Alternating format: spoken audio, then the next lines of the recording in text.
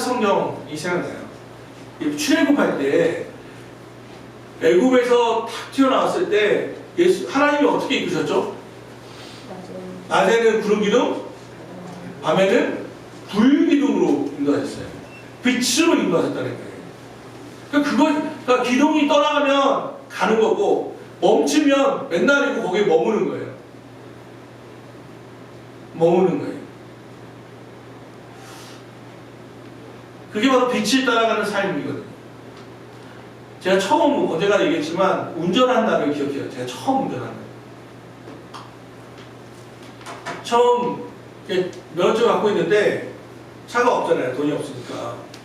그리고 제가 문산에 살 때 분당에 있는 자동차 공업사를 하시는 그 장로님이, 그때는 집사님이셨는데, 그 제 모교에 집사님이 갑자기 전화가 왔어요. 그 차를 주시겠다는 거예요. 가져가라고. 근데 그게 뭐였냐면 공짜는 아니었고, 이게 뭐 도난 차량으로 갇혔다가 도난차가 돼서 사고가 다 고쳐놨는데, 공업사를 다 고쳐놨는데 인수를 거부하는 거예요. 이 차가 벙든 거죠. 그러니까 나보고 저보고 연락이 와서 부품 값만 내고 이거 차 가져갈래? 그 당시 엘란트라, 흰색 엘란트라를 저한테 주셨어요. 당연히 가져가겠다고. 그게 언제냐면 분당이었어요. 분당. 그래서 그랬더니 그냥 가져가래요. 뭐 탁송이 아니고 저보고 가져가라는 거예요. 분당부터 문산까지 여기 가져가야 돼요. 근데 운전을 한 번도 한 적이 없어요. 가져가래요. 어떻게 하겠습니까? 이 기회가 있는데 갖다 달라고. 그러니까 전화했죠. 못 가져간다고. 나 운전 못한다고 했더니 뭐 운전을 못하냐고. 자동인데 그냥 조심히 가면 된대요. 그래가지고 길도 모르는데 내비도 없었잖아요. 그 분당에서 가져왔어요. 엘란트라를 타고. 그나마 보니까 지금 생각해보면 분당에서 오는 게 1차선으로만 간 거예요. 1차선으로만. 왜? 옆은 너무 무서워요. 양옆으로 다니는 거 너무 무서우니까. 그때 시속 딱 70km. 딱 70으로 1차선만 가는 거예요. 얼마나 못할 짓을 한 거예요. 그러면서 근데 아직도 기억나는 게 뭐냐면 땀이 삐질삐질 나는데 겁나니까 제가 뭐 했겠어요. 겁나면 남는 건 하나밖에 없어요. 기도밖에 없어요. 근데 이게 뭐죠? CBS나 이런 라디오를 틀 수가 없어요. 무서워서. 앞에만 보면서 입으로 계속 뭐라고 해요? 찬송가를 부르는 거예요. 내가 아는 찬송은 다 나오는 거예요. 라디오를 틀 수가 없어요. 무서우니까. 그러니까 오제 찬송가 하나를 들고 분당부터 문산까지 뭐 1시간 반이나 2시간 걸렸을 거예요. 70으로만 계속 갔더니 문산이 오더라고요. 그러니까 제가 처음 운전했습니다. 이렇게 기억해요. 그런데 그때 느낀 게 뭐냐면 사람이 그때 그 간절함. 지금 제가 운전을 하잖아요. 그때가 벌써 몇 년입니까? 20년 전이잖아요. 지금 제가 운전할 때 어떻게 할까요? 여유가 생겼어요. 뭐 딴짓도 다 할 줄 알고. 근데 그때 간절함은 두려움이 없기 때문에 간절함도 사라져요.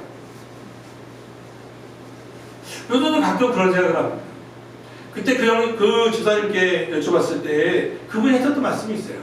자기가 공업사를 열심히 해보니까 저한테 했던 말씀, 3년까지는 큰 사고 나지 않는다. 물론 초보기 때문에 운전 이렇게 뭐 혼자 가갖고 받고 뭐 이런 것들이 있지만 3년까지는 큰 사고 나진 않더라. 그런데 운전 3년 이후부터는 조심해라. 운전이 좀 익숙해지고 내가 살만하고 해볼만 할 때, 그리고 달리는 기쁨을 느낄 때, 그때가 진짜 큰 사고가 나는 거예요. 그 말씀을 벌써 20년 전에 했던 말씀이 여전히 제 목회에도 그렇고 제 삶에도 그대로 적용되어 있습니다. 성경에 보니까 일어선즉 넘어질까 조심하라는 말씀이 있어요. 처음 이스라엘이 범죄했을 때에는 구름 기둥과 불 기둥이 따르지 않을 때가 아니었어요. 그게 익숙해졌을 때예요. 만나가 끊겼을 때가 아니에요. 여전히 만나를 먹었어요. 근데 뭐가 없어졌냐면 당연히 누릴 거라고 생각한 거예요. 내일도 만나가 있을 거라는 것을 경험적으로 알게 됐을 때, 여전히 내 삶의 앞에는 저 불기둥이 떠나지 않을 거라고 알게 됐을 때, 내가 뭔가를 할 만하다고 느꼈을 때가 위기가 찾아왔어요.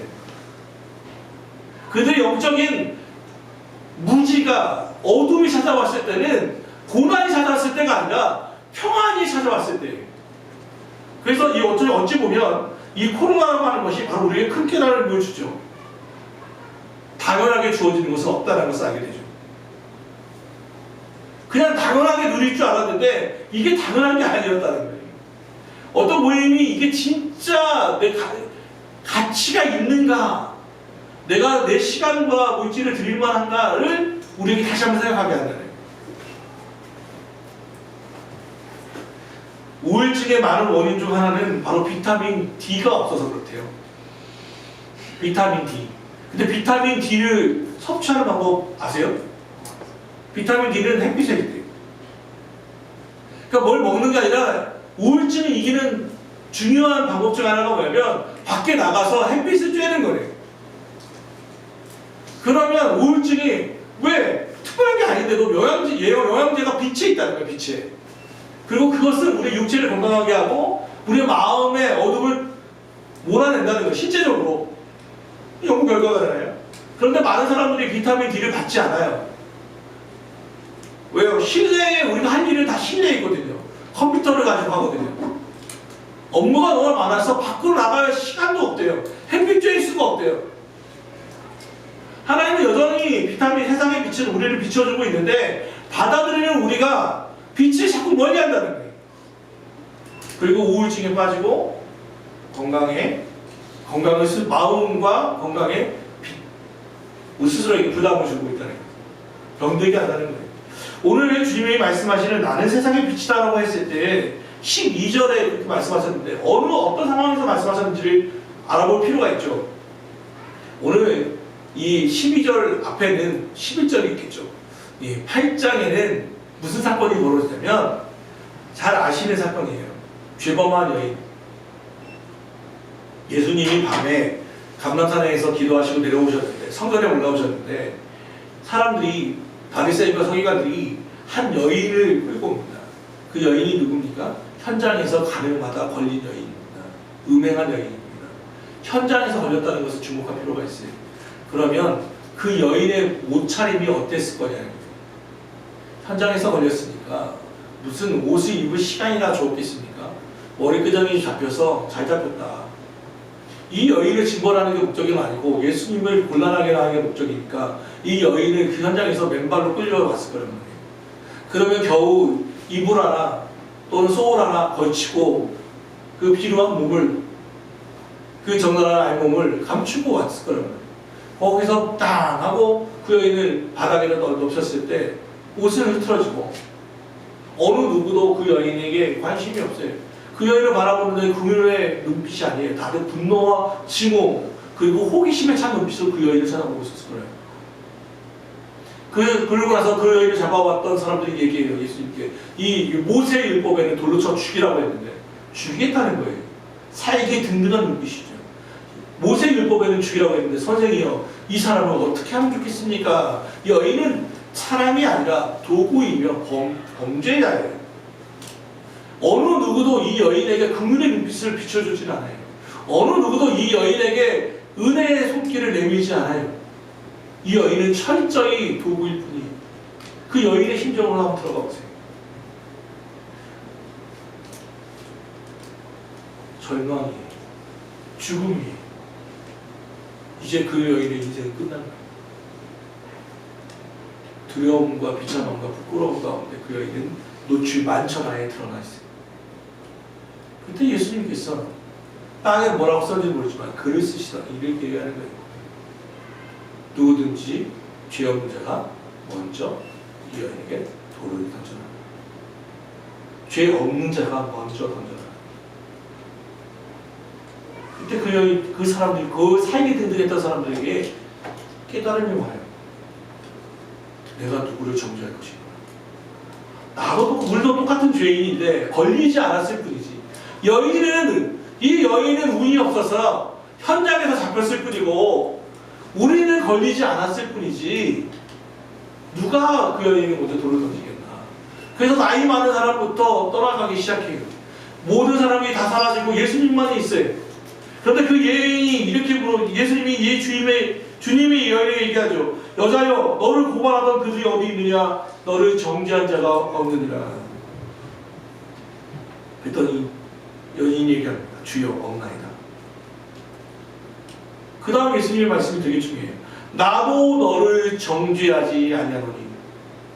유일하게 심판할 수 있는 분, 죄 없는 자가 먼저 돌을 던지라고 했을 때 돌을 던질 수 있는 유일한 분이 누구냐면 예수님이에요. 그분은 죄가 없으셨어요. 그 많은 사람들 중에 유일하게 먼저 돌 던질 수 있는 자격을 갖고 있는 예수님께서 나도 너를 정죄하지 않겠다고 말씀하셨어요. 어둠에 빛이 들기 시작한 거예요. 절망 가운데 희망이 떠오르는 거예요. 나도 너를 정죄하지 않을게. 율법으로 심판할 수 있지만, 모세의 율법으로 너를 돌을 던져 너를 죽일 수 있지만, 심판할 수 있지만 하지 않겠다. 근데 거기서 끝나는 게 아니죠. 나도 너를 정죄하지 아니하노니 가서 다시는 죄를 범치 말라. 죄를 인용하신 게 아니에요. 용납하신 게 아니에요. 그래 또 져라, 그게 아니라 이제 앞서 말한 것처럼 세상에 비칠 사람은 뭐 하라는 거예요? 어둠을 따라다니지 말라는 거예요. 어둠을 따라다니지 말라는 거예요. 그래야 생명의 빛을 얻어요. 예수님을 믿는다는 것을 우리가 뭐로 알 수 있어요? 삶으로밖에. 내가 구원받는다는 것을 어떻게 알게 돼요? 내가 구원의 확신이 있으니까 어떻게 아는데요? 삶을 보면 알아요. 빛을 따르는 사람은 어둠을 싫어할 수밖에 없어요.